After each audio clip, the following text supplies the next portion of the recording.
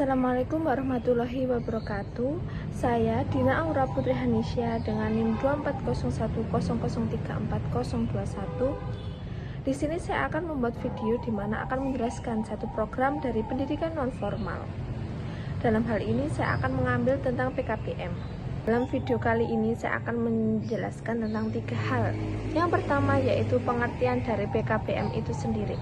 Apa sih PKBM itu? Nah, PKBM sendiri adalah pusat kegiatan belajar masyarakat. Yang kedua akan menjelaskan tentang menurut beberapa filsafat. Yang pertama yaitu yang pertama tentang ontologinya, bagaimana sih ontologi dari PKBM itu. Yang kedua yaitu epistemologi. Nah, gimana sih epistemologi yang ada di PKBM? Dan yang ketiga aksiologi. Aksiologi bagaimana yang akan diterapkan dalam PKBM itu sendiri. Dalam program pendidikan non formal ada beberapa program yang ada di dalam pendidikan non formal.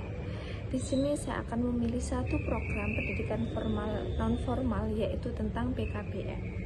Di mana PKBM sendiri adalah program yang diselenggarakan oleh masyarakat dan untuk masyarakat. Di mana yang diselenggarakan karena sebagai sekolah alternatif untuk masyarakat yang tidak terjangkau oleh pendidikan formal.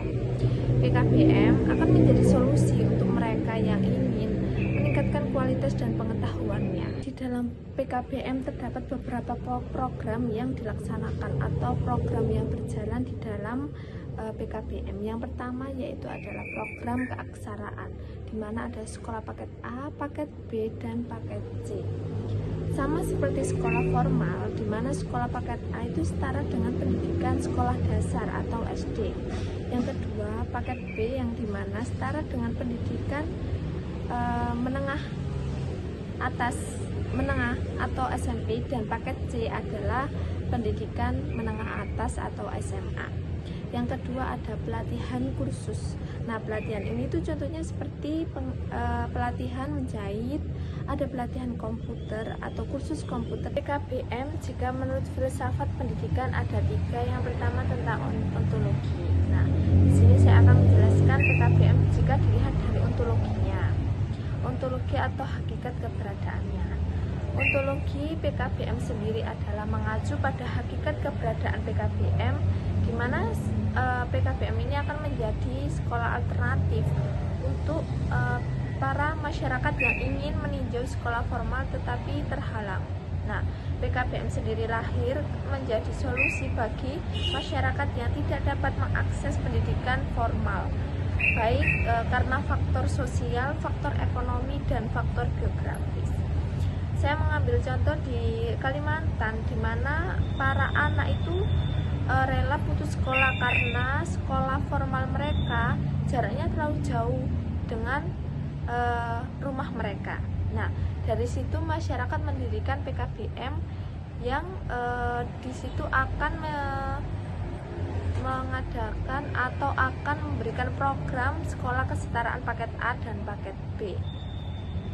Nah, dari kejadian tersebut menunjukkan contoh nyata di mana program PKBM ini sangat membantu untuk masyarakat yang tidak bisa meninjau untuk sekolah pendidikan formal. Kedua, saya akan menjelaskan tentang epistemologi, di mana atau bisa diartikan dengan cara pengetahuan itu dapat disampaikan atau dapat diperoleh. Nah, di dalam epistemologi PKBM sendiri itu berfokus pada bagaimana pengetahuan dapat disampaikan dan diperoleh.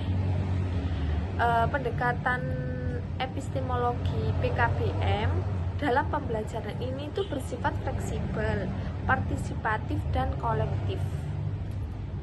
Karena pembelajaran tidak hanya melalui teori tetapi juga dari pengalaman, praktek, dan diskusi.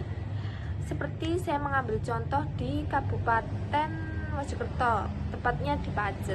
Itu ada pembelajaran memetik stroberi menjadi selai stroberi. Nah, tutor mengajarkan bagaimana mulai dari memetik stroberi yang mana yang layak untuk dijadikan selai stroberi, proses pengolahan dan finishing, serta bagaimana produk ini bisa diperjualbelikan.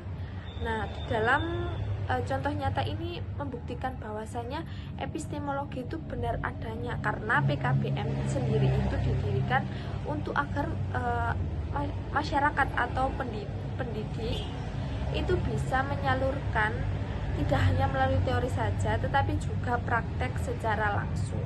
Ketiga yaitu tentang aksiologi atau nilai dan tujuan pendidikan. Nah, aksiologi PKBM sendiri itu berhubungan dengan manfaat dan tujuan pendidikan dalam kehidupan.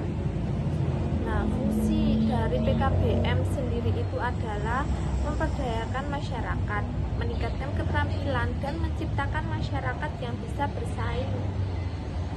Adapun contoh kecilnya yaitu ada di Keboan, Kota Mojokerto, ada ibu rumah tangga yang mengikuti PKBM membatik. Nah, setelah beliau lulus, beliau membuka les privat membatik di rumahnya dan membuka usaha kecil batik di samping rumahnya. Kini ibu tersebut dapat membantu perekonomian keluarga. Dari contoh tersebut membuktikan bahwasanya PKBM merupakan pendidikan praktis yang dapat menyejahterakan hidup. Ini saya akan membacakan ringkasan dari beberapa materi yang sudah saya jelaskan, mulai dari pengertian salah satu program pendidikan nonformal di mana saya mengambil tentang PKBM. Nah, bagaimana disebut PKBM tadi. Terus yang kedua yaitu menurut filsafat pendidikan dilihat dari ontologi, epistemologi dan aksiologinya, dan yang beberapa contoh-contoh dalam kehidupan nyatanya. Sekarang yaitu ringkasan materi. Yang pertama, di mana PKBM adalah lembaga pendidikan nonformal yang dirancang untuk memenuhi kebutuhan belajar masyarakat yang tidak terlayani oleh pendidikan formal. Jadi sebagai pendidikan alternatif dengan beberapa faktor yang tidak memungkinkan masyarakat tersebut mengikuti pendidikan formal. Yang kedua, jika dilihat dari filsafat pendidikan, ada tiga. Yang pertama, dilihat dari pandangan ontologinya, PKBM hadir karena adanya realitas masyarakat yang belum merdeka secara pendidikan.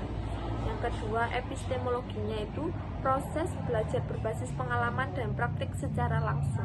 Jadi para peserta didik itu tidak diajarkan di teori saja, mereka juga diajarkan bagaimana cara berpraktek secara langsung agar siap nanti di dunia kerja atau dunia nyatanya. Yang ketiga, aksiologi memberikan nilai manfaat nyata bagi kehidupan individu dan masyarakat. Nah, PKBM bukan sekedar tempat belajar, tapi pusat pemberdayaan masyarakat. Ia dapat membantu membangun masyarakat atau membangun bangsa dari bawah, mulai dari masyarakat bawah menjadi pendidikan yang inklusif atau fleksibel bermakna.